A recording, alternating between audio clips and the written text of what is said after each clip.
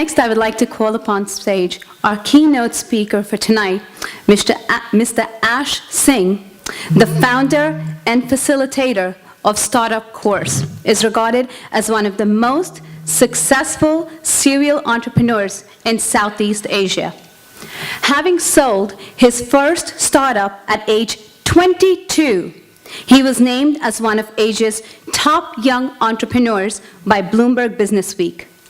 He is currently a visiting professor of entrepreneurship in INSEAD Business School, ranked #1 business school by Financial Times, the Ivy Business School, and Tsinghua School in China. He was raised in Toronto and is a proud Canadian. His contributions to the Sikh community include creating SikhiWiki.org and Turbanizer app, which has helped thousands of Sikh kids become more confident in their turban. I ask you all to please put your hands together for our keynote speaker, Mr. Ash Singh. Ravi Singh, congratulations. It's a tough act to follow, and I'm in between now and dinner, right? Even harder. I'll try to cover this off in the next 10 minutes. I think I have an interesting story to tell, but before I do that, I would like to acknowledge the Sikhs in the room. Waheguru Ji Ka Khalsa. Waheguru Ji Ki Fateh. You know, I've given a couple of keynotes over the last couple of years, and you know, when I remind the audience, the Sikh audience, that they're Guru Gobind Singh Ji's children, the Fateh is a little bit louder. So let's try it one more time. Waheguru Ji Ka Khalsa. Thank you. So before I begin, would like to just acknowledge a couple of people in the crowd. My wife Simran, who's here. As they say, behind every successful man, there is a shocked woman. And I have been consistently shocking my wife for the last 10 years. So thank you for coming. My wife is Singaporean. Okay, she's from Singapore. And it's great to have her and my kids in the audience. Also my brother, who's in town, he's from Toronto. He is single, very single. He's full Sardar, and he just finished residency, so he is a doctor as well. So just wanted to acknowledge, he's sitting right there. You can wave if you'd like, you know.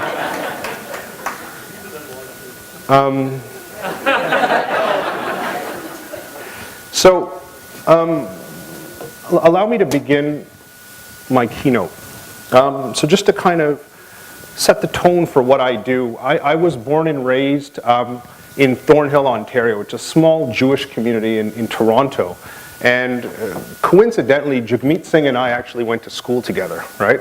So my sense of style is actually from him. He's still a little bit more stylish than I am, but I had some inspiration from him when I was in university. And I grew up in a lower middle class family, immigrant family. And I took the opportunity to go to Hong Kong on exchange, where I thought, hey, wouldn't it be interesting to compete in Asia? And when I was there, I started a software company, didn't really know what I was doing, and had the rare opportunity of selling this company when I was around 22 years old. And it was a very life-changing experience for me. I thought, you know, having money would be good. You know, I didn't have to worry about rent, didn't have to worry about, you know, food and all the other challenges that graduates, struggling university graduates have. And so I thought that would be cool, but it was actually a really dissatisfying experience for me. And I realized that God had given me a rare opportunity, and I wanted to see if I could find purpose in what I did. So I moved to Singapore. That's where the acquisition happened. And nobody knew who I was, and I thought, hey, let me see what I can do, right? Let me see if I could find purpose in what I'm doing. So that's where my story begins. When I was in university, I think we all know about what happened in 9/11, right? Just to kind of frame things up, there is some slides on the screens as well. So we all know what happened during 9/11. It was that big undeniable change that affected not only Sikhs in America, but Sikhs all over the world. We know about the confusion that was happening, confusing terrorists with people that wore turbans, right? And this is what I was going through as somebody that was traveling the world as a university student. And we all know about, being randomly checked at every airport, right? We all experienced that. I know a lot of people here, obviously you live here, but when we were coming through the US every single time, right? And so I thought to myself, is there something I could do, right? I'm not a politician. I'm not really that good at giving speeches either. But I wanted to see if there was something that I could do. And there's been some research, and I don't know if you guys know this, but in a recent study, 60% is the percentage of Americans who admit not knowing any Sikh, not knowing anything at all about Sikh Americans, compared to 76% who say they know something about Muslim Americans, and 86% who say they know something about a Jewish American, right? This is a very interesting, this is recent statistics, by the way, right? Has the camera guy got like a couple of shots, by the way? Can I put my glasses on? Okay, because you got my left side, because my left side's really good. You got it? Good? Need one more? You good? Good? Okay, thank you. I'm getting a little bit older now, right? So I need, so this was an interesting statistic for me. And this is stuff that this is recent information, right? I read another statistic that 11% is the percentage of Americans who have a close friend or an acquaintance who is a Sikh, while just 31% have seen or interacted with a Sikh person at all. Okay? Very interesting statistic. Again, a recent statistic. Another statistic. 11%, the percentage of Americans who associate the image of a turban Sikh, of a turban man as a Sikh, compared to 20% who assume he is Muslim, whilst 99% of turban wearers in the US are Sikh. Interesting statistic. Now what's interesting for me, because that only adds up to 30%, I started kind of chuckling because I was like, what do they think, the other 70%, what do they think we are? You know what I mean? I was just curious, and a couple of thoughts came to my mind. I won't address them right now. But the result of this, which is also very interesting for me, is 50% of Sikh children experience some form of bullying at schools. Okay? Now think about that for a second, right? Think about that as a community. If 50% of your community's kids, and usually it's boys, right, are experiencing some form of bullying, how is that going to impact you guys as a community 20 years down the line, right? The insecurity that happens with a boy, right? Now I can share this now. My son is sitting in the crowd. And the thing is it's not, I actually believe that there's not racism in America. I don't believe that. My statistics tell me that it's just people don't know. And if you don't know, you ask questions, right? And you might put the child in a situation where he might not feel comfortable. So my son here today was having breakfast and he was trying to get some bacon, and the lady turned to me and said, "Hey, can you help your daughter with the tongs?"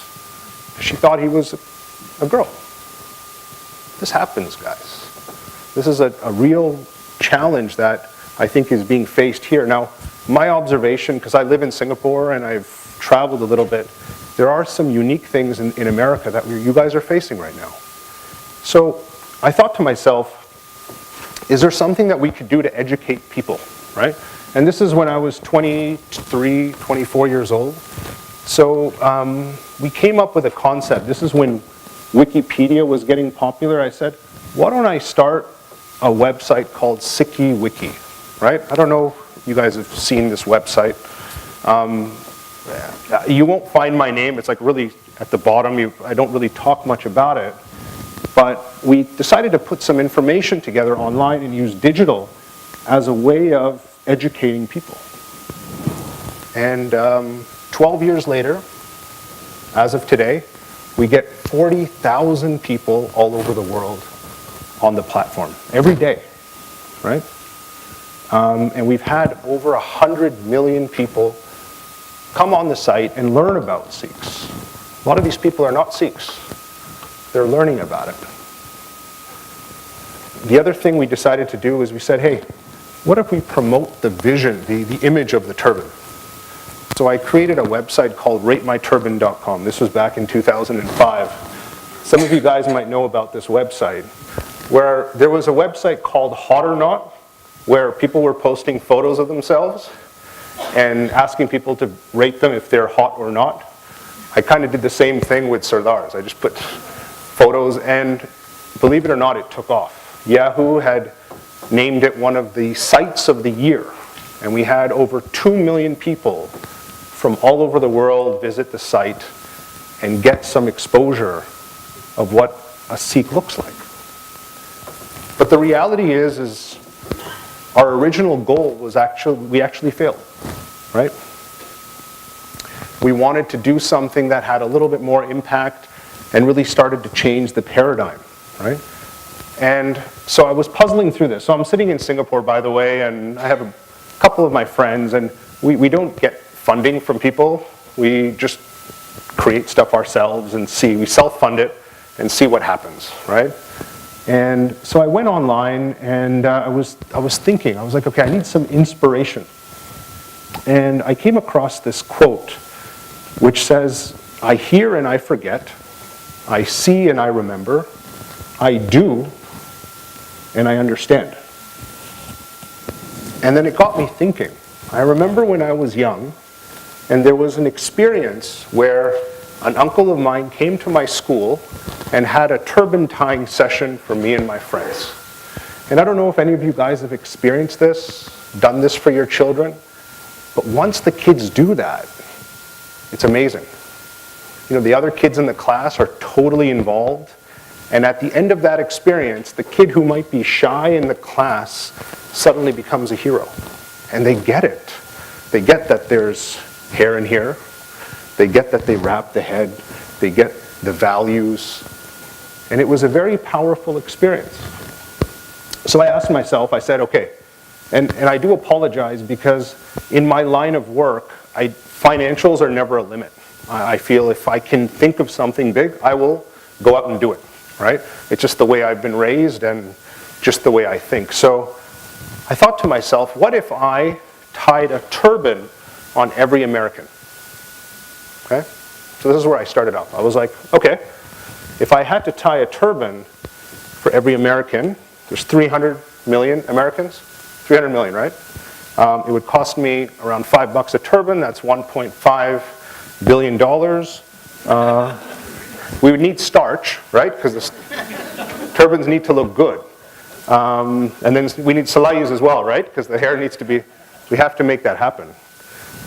So I said, okay, I don't have $1.5 billion, but I was single at the time. I thought, hey, I could maybe marry rich, see if I could, get some money that way. That's one way of doing it. But then what happened was I realized that if I even tried to attempt this, after the people would wear the turban, they would probably take the turban and discard it in a disrespectful way. So I was like, okay, this isn't going to work, right? The idea is not viable, right? Not for the money, but because we cannot disrespect the turban. And then something interesting happened. There was this phenomena that picked up a couple of years ago on selfies, right? We all do selfies now. We all know how to hold the camera properly, so we look okay. Our necks are okay and our chins are okay. We've been practicing this selfie phenomenon, and I did a little bit of research on this. And I realized that there are 1 million selfies taken every single day, okay? And the average millennial is going to take roughly around 25,000 selfies throughout their lifetime, okay? Now, some of you are not millennials, right? So you might not, relate, but that's what they do, by the way. If you calculate that, I said, okay, 25,000 selfies. So I came up with this concept called turbanizer. And a lot of people were asking me, like, Ash, I want to see what I look like in a turban. And I remember when I used to show people, their face changed. And their face changed from a position of, not knowing about what the turban is to asking questions around, why do you wear a turban? Why do you wear a turban? Tell me about where the turban comes from. Tell me what the turban means to you. So we created this website. This was back in 2007. And in a year, we had 1 million people, right? And this is actually a screenshot of the website. And you can see, like, people were turbanizing themselves, their friends. Like, there was a streak where everyone wanted to turbanize their cat, okay? I don't know what happened, but it was good because people were coming on the site and at least seeing something, right? And there was some value in what was happening, right? And then obviously the iPhone came out. We developed that. We had 150,000 downloads of the Turbanizer app where people were downloading it and seeing what they look like in a turban. And this is with zero marketing, by the way. We just put it out there. And within 3 months, we were one of the top downloaded apps in the UK App Store in the lifestyle section. I found out later that in the UK, because I was getting all my downloads at around 2 to 3 o'clock in the morning UK time. And I was very puzzled by this. I was like, why are people downloading and using my app at that hour? And I've realized, and maybe Ravi can relate to this, but when people are partying in the UK, I guess maybe when they're drunk, they want to see what they look like in a turban, right? But it worked. I got millions of downloads and people were asking questions and it was great, right? And if you go to the UK, and I encourage you all to do that, the feel that you get when you're there as a Sardar is different, right? I'm not saying it's because of my app, but I'll tell you just the feel that you get in countries like the UK, countries like Canada, countries like Singapore. I tell people, they're asked, Ash, why Singapore? Of all the places you want to live, and I tell people that I think Singapore is one of the few places, it's the place in the world where Sikhs are celebrated the most. And I feel at home there. I'm a Canadian, right? I love all things Canadian, but I felt at home there. So we had this journey with the Turbanizer app. We did an Android version that took off. And we had over 1 million downloads and 25 million turbanized photos, right? And it sounds like a crazy number, but these are people that are now looking, trying to understand, and we're trying to recreate that, right? And the conversations are happening. And it sounds crazy, but we've had events all over the world, in Toronto, London, Singapore. This is a photo that I'm sharing right now with a minister in Singapore. Chinese minister came and he saw the Turbanizer app and he said, Ash, I want to tie a turban right now, okay? And he's the Minister of Education. And he said, Ash, we need to get this app installed in the schools and let people experience this, right? And a couple of other statistics I found. Number one was we surveyed people when we were doing it. And we found that 75% of the people were more comfortable talking to somebody with a turban, right?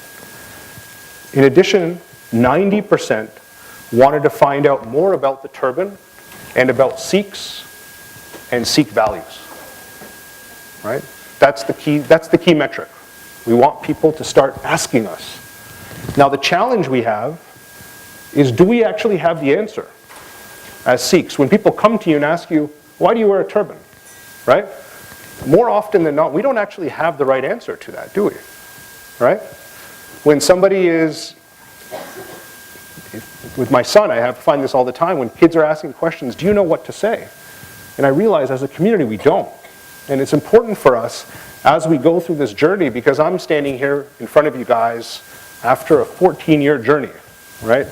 And I believe that Turbinizer and a lot of the other social media stuff that's happening with Ravi, that's happening with Jagmeet, you know, people are going to start asking you questions, right? Are you guys in the position to answer those questions? So what we've done now is, as part of the gala, and SALDEF, thank you again for the invite, I've launched a new version of my app. And I hired a top-tier branding firm to come up with an idea of how to promote this app, because I really want to make this a success in the United States. So I came up with this concept. It's quite original.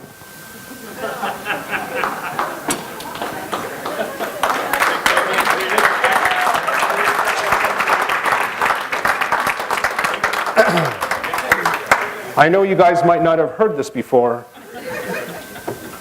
but I thought to myself, what if we can make turbans great again, right? Now, I'm very lucky. I'm Canadian, and I'm getting on a flight tomorrow, right? So, but allow me to just quickly walk you through the app itself. So this is the app. We have some facial recognition that we have. This is a gentleman, Derek, who decided to use the app. And if you'll notice, he will close his eyes, and as he closes his eyes for 2 seconds, the turban will change. We have the malas from all over the world. They're pretty popular these days, right? And he is using the app right now. It's a very simple way to use it, very user-friendly. And then you can adjust the turban, change the turban. I teach in China. And one thing I learned about Chinese and Japanese people, they love our beards. They want to touch the beard, and so there's a beard mode in this too, okay? So if you have a Chinese friend, they love it. They love beards. So these are some of the statistics as well. So just to kind of give you some visibility on statistics, we have real-time statistics on how many people are being turbanized, which is a new word, today, this month, and this year alone we had around 800,000 people around the world that are experiencing a turban for the first time and starting to ask questions about Sikhs, Sikh values, and the lot. So, I'm going to conclude. My goal, the reason I'm here is I want to turbanize 100 million people.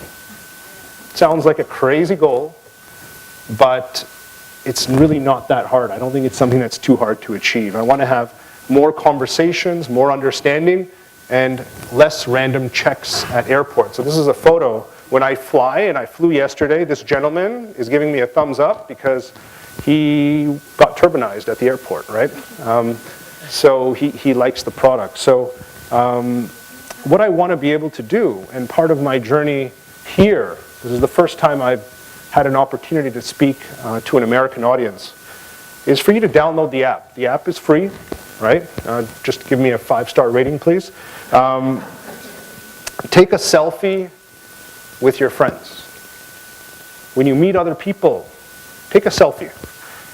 And most importantly, and this is my challenge for the people in the crowd right now, is talk to them about Sikh values. And talk to them about American values and how they are similar. Okay? This is a very important thing. This is a conversation piece. So before you share it with them, talk to them, right? And don't be shy, right? As a community at times we find that we have these challenges where we don't want to put ourselves out there. But this is an opportunity for you to do that. So with that, I thank you for your time. Thank you, SALDEF, for inviting me over. And look forward to seeing you guys soon. Thank you.